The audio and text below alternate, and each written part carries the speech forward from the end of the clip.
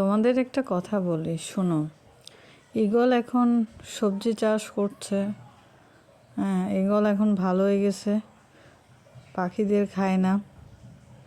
সমস্যা হচ্ছে কি জানো, ঈগল হঠাৎ এত ভালো হয়ে যাওয়ার কারণ আমরা বুঝতেছি না, কিন্তু তাও তোমরা সাবধান থাকিও, কারণ ঈগল বহুত চালাক চতুর। সে কারণে বলছি তোমরা খুব সচেতন থাকবা, যেন ঈগল কোনো একটা যদি পদক্ষেপ নেওয়ার আগেই যেন আমরা বুঝে ফেলতে পারি। বুঝেছো? যাও, সবাই যাও।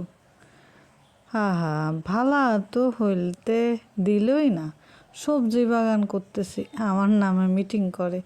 বুঝি না কিছু, বুঝি তো সব কিছু বুঝি। আমি কি তোরদেরকে খামু? এখন ছাইড়ে দিছি না সব কিছু। এখন আমি সবজি চাষ করি, টমেটো চাষ করি, ফুলকপি চাষ করি, বাঁধাকপি করি, হ্যাঁ, আলু করতেছি।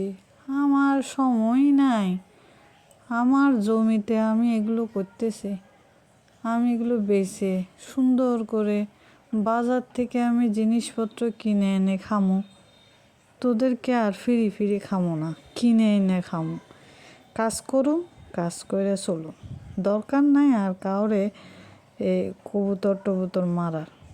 আমি ভালো হয়ে গেছি।